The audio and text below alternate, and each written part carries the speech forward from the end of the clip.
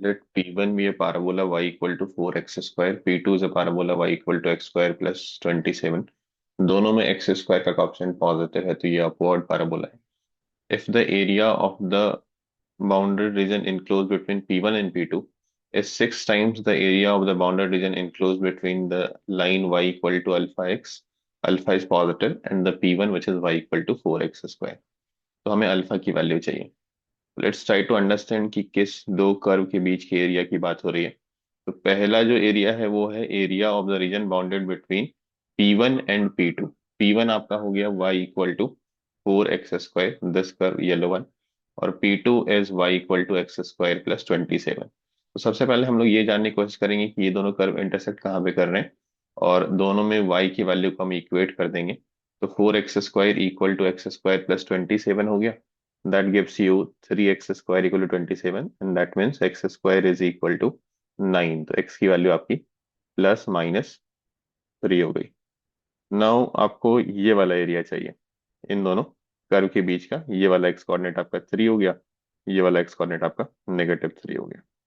On the other side जो second area की बात हो रही है, area of the bounded region enclose between y equal to alpha x and P1 फिर से आपका ये वाला हो गया y equal to 4x square, और ये आपका लाइन हो गया y equal to alpha times x. Clearly ये ओरिजिन से पास करेगा और इसका स्लोप अल्फा हो जाएगा. तो इस वाले एरिया की बात हो रही है. तो again we need point of intersection, तो हम इन दोनों को सॉल्व कर रहे होंगे.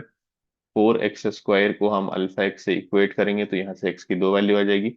एक x की 0 आ जाएगी और दूसरी अल्फा/4 आ जाएगी. तो ये ओरिजिन पे इंटरसेक्ट कर रहा था विच इज क्लियरली ओबिडेंट. और ये आपका अल्फा/4 जैसे आप x की वैल्यू रखेंगे तो वैसे ही आपको y की वैल्यू मिल जाएगी. y equal to alpha x में रख दीजिए तो अल्फा² बाय 4 हो जाएगा. हम लोग इस कंडीशन को यूज करते हैं कि पहले दोनों कर्व के बीच का area is 6 times, I think yes, 6 times the area between the other two curve. तो पहले कर्व का एरिया आप कैसे लिख रहे होंगे? दोनों ही कर्व y एक्सिस के अबाउट सिमेट्रिक है तो 2 टाइम्स कर देते हैं. Integration from 0 to 3. आप पैराबोला की प्रॉपर्टी भी यूज कर सकते हैं, मैं उस मेथड से भी कर दूंगा. तो पहले इंटीग्रेशन से कर लेते हैं हम लोग. तो 2 टाइम्स 0 to 3, इस वाले पोर्शन का एरिया हम निकाल लेते हैं और 2 से मल्टीप्लाई कर देते हैं ये वाला पोर्शन फर्स्ट क्वाड्रेंट का, और then will multiply by 2 because of symmetricity. तो 0 से 3 ऊपर आपका कौन सा ग्राफ है? ये आपका x² प्लस 27, इसमें y की वैल्यू है. और नीचे जो ग्राफ है वो आपका 4x² है. तो this upper graph minus lower graph का इंटीग्रेशन, ये आई थिंक 6 टाइम्स है. This is 6 times area between these two graph. तो इसमें आपका स्ट्रेट लाइन ऊपर है तो straight line alpha x minus नीचे क्या है आपका 4x². कहाँ से कहाँ तक? 0 से लेके अल्फा/4 तक. तो इसको जैसे ही आप परफॉर्म करेंगे आपको अल्फा की वैल्यू आ जाएगी. तो लेट्स सिंप्लीफाई दिस. यहाँ से आप 2 और 6 में 2 को कैंसिल कर दीजिए, ये 3 बच जाएगा. x² माइनस 4x² तो -3x² हो जाएगा. तो 27 का इंटीग्रेशन 27x, एंड 3x² का इंटीग्रेशन आपका x³ हो जाएगा. Put the limit 0 to 3. This side we have 3. Alpha x का integration alpha x² by 2 minus 4x³ by 3, and put the limit 0 से अल्फा/4. Late simplify further. तो आप क्या कर रहे होंगे, यहाँ पे x की वैल्यू 3 रखेंगे तो ये आपका 81 हो गया.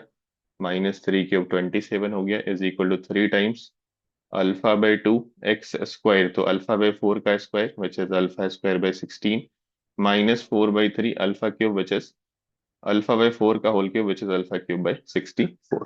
It's all about simplification now. ये आपका हो गया 54 divide by 3 is 18. This side we have 18.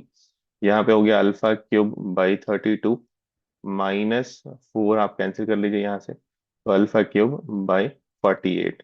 32 48 में एलसीएम आपका 96 आ जाएगा. तो 18 इज इक्वल टू 96, 3 अल्फा³ माइनस 2 अल्फा³ तो अल्फा³ हो गया. तो अल्फा³ की वैल्यू हो गई 96 इंटू 18.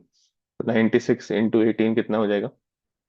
ये आपका 1728 हो जाएगा विच इज 12 का क्यूब. तो अल्फा की वैल्यू आपके पास 12 आ गई. Let's check the answer.